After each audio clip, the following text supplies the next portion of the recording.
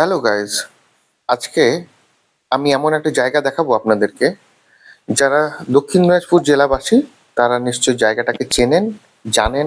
আপনাদের খুবই পরিচিত একটা জায়গা, সেটা হচ্ছে দোগাছি ফরেস্ট।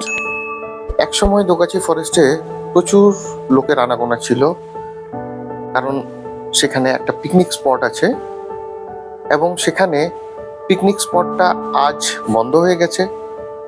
জানি না কিছু লোকের কারণে এটা এখন ইউজ হয় না। কেন কি, যারা পরিবেশকে রক্ষা করতে চায় তারা সত্যিই পরিবেশকে রক্ষা করতে চায়। আর কিছু লোক আছে যারা এসে মাতলামো করে, এসে এখানে ড্রিঙ্ক করে, যার জন্য আজকে এই দোগাছি ফরেস্টটা প্রায় বন্ধের মুখে। দেখুন জায়গাটা কত সুন্দর। আমি একটু সার্ভে করতে গেছিলাম এবং গিয়ে দেখি যে এখানে প্রচুর আগে লোকজন আসতো, ঘুরতে আসতো, এখনো আসে প্রি ওয়েডিং এর জন্য, কিন্তু পিকনিকটা পুরোপুরি বন্ধ। আর এই যে দেখতে পাচ্ছেন, এটা হচ্ছে কাশিয়াডাঙ্গা খাড়ি, কাশিয়া খাড়ি বলে।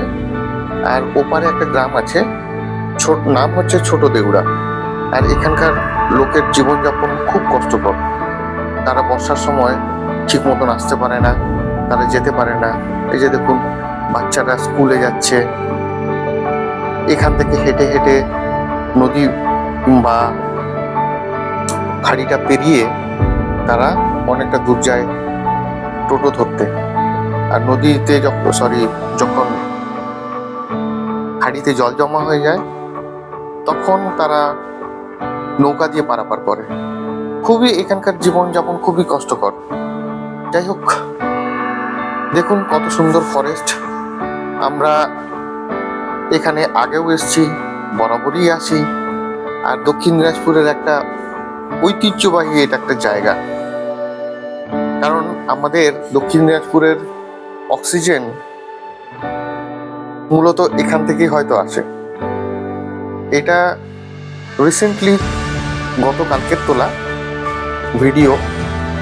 রাস্তাঘাট এত সুন্দর, এখানকার যে গ্রাম আছে সে গ্রামটাও খুবই সুন্দর একটা গ্রাম। আপনারা এখানে এসে ঘুরে যেতে পারেন।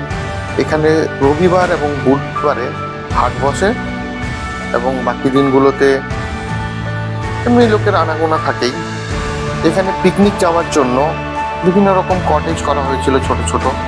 সেই কটেজগুলোকে এখন ভগ্নাবিশেষ ভাঙতে চলেছে, কারণ লোকে এখন পিকনিক করতে আসে না। যারা আসে তারা হয়তো কুকর্ম করতে। যাই হোক, আমি এইসব কথা বলে আর সময় নষ্ট করব না, আপনাদেরকে একটু বাগানটাকে ঘুরে দেখাই। আপনারা দেখুন কত সুন্দর একটা পরিবেশ।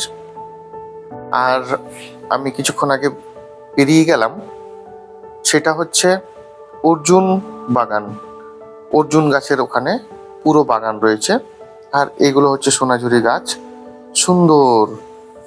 এই দেখুন পাখি, বিভিন্ন রকম পাখি এখানে বাইরে থেকে আসে।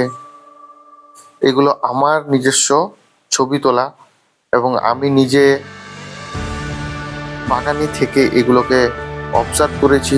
আমার খুব ভালো লাগে বাগান, এই পরিবেশটা খুবই সুন্দর। আপনারা যদি একবার আসেন আপনাদের বারবার আসতে ইচ্ছা করবে, কারণ এখানে বিভিন্ন রকম প্রজাতির পাখি পাওয়া যায়। আর সেই পাখিগুলো যখন ডাকে তখন মনে হবে যে আপনি কোনো একটা জায়গায় রয়েছেন। আর এটা হচ্ছে আদিবাসী পাড়া। বাগানে থেকে এগুলোকে অবজার্ভ করেছি, আমার খুব ভালো লাগে বাগান, এই পরিবেশটা খুবই সুন্দর।